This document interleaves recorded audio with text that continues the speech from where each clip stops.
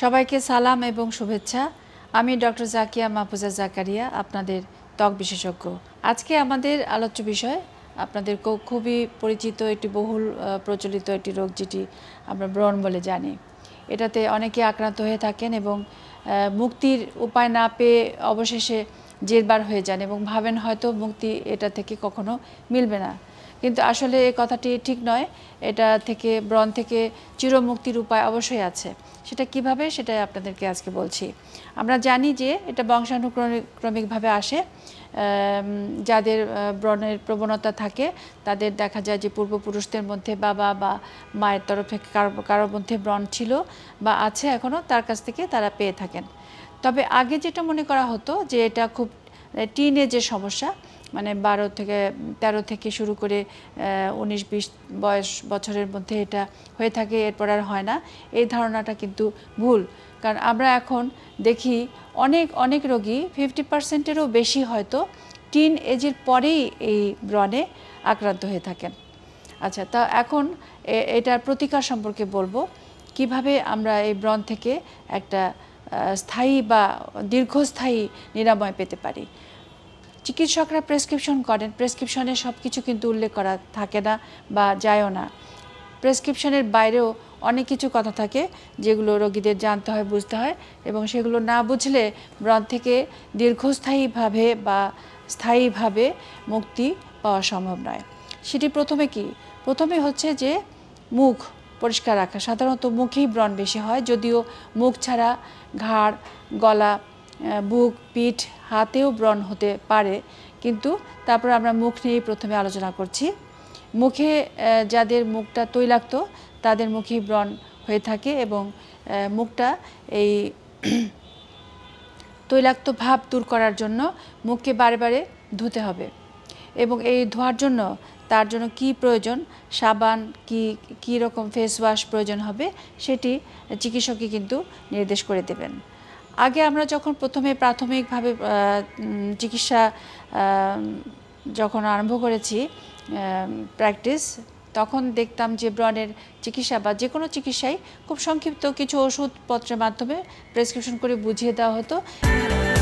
সবার জন্য চিরচেনা ডানো নিয়ে এলো নতুন ডানো রেডি UHT লিকুইড মিল্ক, এবং রোগীরা সেটাতেই সন্তুষ্ট থাকতেন, হয়তো ব্রণ ভালো হতো না এবং রোগীরা ভাবতেন যে ব্রণ আসলে ভালো হয় না। কিন্তু এখন চিকিৎসা ব্যবস্থা অনেক বেশি পরিমার্জিত, পরিশীলিত এবং পরিবর্তিত হয়েছে। প্রত্যেক চিকিৎসকই চেষ্টা করেন রোগীকে অনুপুঙ্খভাবে দেখার এবং প্রত্যেকটা ব্যাপারে তাকে ভালোভাবে সঠিক দিক নির্দেশনা দেওয়ার জন্য। বিশেষ করে আমি তো মনে করি যে ব্রণের প্রেসক্রিপশনের চেয়ে ব্রণ সংক্রান্ত ব্যাপারে ত্বকের যত্ন এবং কিভাবে তার সুরক্ষা করতে হবে, এই ব্যাপারটি আরও বেশি গুরুত্বপূর্ণ। আচ্ছা, তো প্রথমে ফেস ওয়াশে কথা গেল। মুখটা 3-4 বার অন্তত পক্ষে ধুতে হবে এবং ধুয়ে পরিষ্কার করে কোনো ময়েশ্চারাইজার লাগাতে হবে। সেটা ময়েশ্চারাইজারটা অবশ্যই তেল মুক্ত হতে হবে এবং এই ব্যাপারেও হয়তো চিকিৎসক আপনাকে স্পেসিফিক্যালি কোনো ময়েশ্চারাইজার বলে দেবেন যে মুখ কী দিয়ে ধুতে হবে এবং তারপরে কী ময়েশ্চারাইজার লাগাতে হবে। তারপরে আসে আপনার মুখের ব্রণের চিকিৎসার যে আসল ওষুধটা, সেটা রাত্রেবেলা সাধারণত আমরা লাগাতে বলি এবং এই ওষুধটা রাত্রেবেলা লাগাতে হবে। কিন্তু ওষুধ লাগাবার ব্যাপারে একটা বিশেষ কথা আছে। অনেকেই জানেন না যে ব্রণের ওষুধটা কিভাবে লাগাতে হয়। ওষুধ নিতে হবে খুব অল্প করে ছোট ছোট আকারে, যেখানে যেখানে ব্রণ আছে সেখানে অ্যাপ্লাই করে ভালো করে ম্যাসাজ করে মালিশ করে ওষুধটাকে চামড়ার সাথে মিশিয়ে ফেলতে হবে, যেন একটু হাতে আর ফিল না করা যায়। এবং চোখের চারপাশের এরিয়াটা অবশ্যই বাদ দিতে হবে।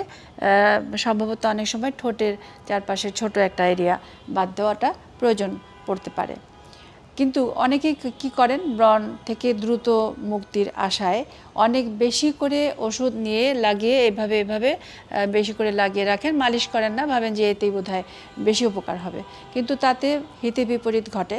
দেখা যায় যে উপরে চামড়ার উপরিভাগটা পুড়ে গেছে, ওষুধটা ভেতরে পেনেট্রেটই করতে পারে নাই, ব্রণের যে আক্রান্ত স্থানগুলোতে সেগুলো ওষুধের কোনো কার্যকারিতায় আমরা দেখতে পাই না।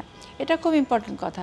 এই সমস্যাটা নিয়ে অনেকেই আবার ফেরত আসেন যে আপনি কি ওষুধ দিলেন, ব্রণ তো আমার চামড়া তো পুড়ে গেল, কালো হয়ে গেল, ব্রণ কিছুই সারলো না, ইত্যাদি ইত্যাদি। তো এই জন্যই ছোটো কথাটি আপনাদেরকে বলে নিলাম। আচ্ছা, ব্রণের ওষুধ রাত্রেবেলা যেটা ব্যবহার করতে হবে, দিনের বেলাও কিন্তু কিছু প্রোটেকশন থাকতে হবে, যেটা বললাম যে ময়েশ্চারাইজার, এবং এটা অবশ্যই অয়েল ফ্রি, তেলবিহীন ময়েশ্চারাইজার হতে হবে। এবং বাইরে যাওয়ার সময় ঘর থেকে যখন বেরোবে পেশেন্ট, তখন তাকে অবশ্যই একটা সান প্রোটেকশন ব্যবহার করতে হবে। সান প্রোটেকশন ব্যবহার না করলে এই ব্রণের যে ওষুধটা রাত্রিবেলা মুখে অ্যাপ্লাই করা হয়, সেটার জন্য বাইরের থেকে সূর্যালোকের সাথে তার ত্বকের একটা বিক্রিয়া ঘটে স্কিনের একটা ক্ষতি হতে পারে, ড্যামেজ হতে পারে। এটা অবশ্যই পালনীয়। আচ্ছা, তারপরে আসবার যেটা আমরা বলবো সেটা হচ্ছে যে মাথা। অনেকেই ভাবেন যে মাথা সাথে ব্রণের কি, কিন্তু মুখ এবং মাথার চামড়া কিন্তু কন্টিনিউয়াস। মাথা প্রতিদিন ওয়াশ করতে হবে। অনেকেই ভাবেন যে প্রতিদিন মাথা চুল শ্যাম্পু করলে বা ধুলে চুল রুক্ষ হয়ে যাবে বা চুলের ক্ষতি হবে, চুলের বৃদ্ধি ঘটবে না, এগুলো কিন্তু ভুল ধারণা।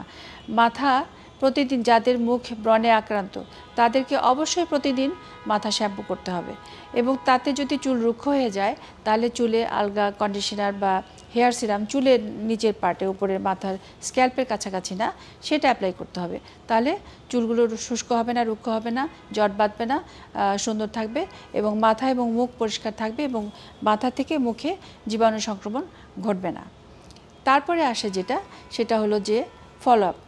অনেকেই ভাবেন যে একবার আমি ডাক্তারের কাছে গেলাম, চিকিৎসকের কাছে গেলাম, আমি চিকিৎসা নিলাম, হয়তো দেখা গেল যে তার ব্রণের যথেষ্ট উন্নতি ঘটেছে। যদিও আমরা জানি যে একবার চিকিৎসা করে কখনোই কোনো রোগীকে, ব্রণের রোগীকে চিরতরে বা দীর্ঘস্থায়ীভাবে সারিয়ে দেওয়া যায় না। তবুও অনেকে প্রাথমিক চিকিৎসাতেই অনেক উন্নতি দেখলে তার পরবর্তীতে ফলো আপের ইনস্ট্রাকশন থাকলেও ডাক্তারের কাছে আসেন না, ভাবেন আমি তো সেরে গেছি। কিছুদিন পর, হয়তো 6 মাস পর কিংবা 1 বছর পর আবার ফেরত আসেন, বলেন যে আপনি কি চিকিৎসা দিয়েছিলেন, আমার তো আবার হলো। কিন্তু তখন তাকে যদি বলা যায় যে আপনি তো ফলো আপে আসেন নাই, যে ফলো আপে আসবার কথা ছিল, তখন সেটা তারা অতটা গায়ে মাখেন না, বা বলেন যে আমি তো ভালো ছিলাম, কেন আসবো। তো এই কথাটা মাথা থেকে দূর করে দিতে হবে। অবশ্যই তাকে চিকিৎসকের পরামর্শ অনুযায়ী যেভাবে তাকে ফলো আপে আসতে বলা হবে সেভাবে ফলো আপে আসতে হবে। নতুবা কিছুদিন পরপরই তার এই ব্রণটা কিছুদিন ভালো থাকবে, তারপরে আবার হবে, কিছুদিন ভালো থাকবে, তারপরে আবার হবে, এরকমই ঘটতে থাকবে। কোনো মতে একটা দীর্ঘস্থায়ী প্রতিকার আমরা পাবো না। এরপরে যে কথাটি আসে সেটা হলো যে ব্রণের চিকিৎসার মধ্যে আমরা যখন রোগীকে দেখি তখন তাকে অনেকগুলো নিষেধাজ্ঞা দিই যে এই জিনিসগুলো সে ব্যবহার করতে পারবে, এবং এর বাইরে তার মুখে ধোয়ার জিনিস, মুখে লাগাবার ময়েশ্চারাইজার, তারপরে এই ওষুধ, সান প্রোটেকশন সব কিছু তাকে উল্লেখ করে দেওয়া হয়। কিন্তু এর বাইরে কিন্তু সে আর কোনো কিছু ব্যবহার করার তার এখতিয়ার নেই। মানে কীরকম, সে ইচ্ছা করলেই powder, lotion, cream, moisturiser, face powder, makeup এগুলো ব্যবহার করতে পারবে না। কোনো দিনই পারবে না, না তা নয়, কোনো দিন হয়তো পারবে, বা হয়তো অকেশনালি মাঝে মাঝে সে করতে পারবে। সে অবস্থায় কখন সে কোনো অকেশনে কিভাবে মেকআপ করবে সেটা অবশ্যই তাকে আমরা বলে দিই। একটা বিশেষ প্রোটেকশন ব্যবস্থা নিয়ে তার উপরে তাকে মেকআপ নিতে হয়, এবং যত দ্রুত সম্ভব সেই মেকআপটা আবার ধুয়ে পরিষ্কার করে ওষুধ অ্যাপ্লাই করতে হয়। যে চিকিৎসা তার চলছিল সেই চিকিৎসায় তাকে ফেরত আসতে হয়। এবং ব্রণের চিকিৎসায় আরেকটি কথা মনে রাখা খুবই প্রয়োজন, যে প্রথম অবস্থায় যখন রোগী ডাক্তারের কাছে আসেন তখন কিছু কিছু ক্ষেত্রে ব্রণের প্রকোপ চিকিৎসার প্রারম্ভে একটু বাড়তে পারে। হয়তো দেখা যায় যে এই ওষুধটা ব্যবহার করে বা কিছু ওষুধ খেয়ে ব্রণের প্রকোপটা অল্পকালের জন্য একটুখানি বেড়ে গেছে। তখন রোগী খুব হতাশ হয়ে যান এবং খুব অস্থির হয়ে যান, উদ্বিগ্ন হয়ে যান এবং এসে বলেন যে এটা কেন হচ্ছে।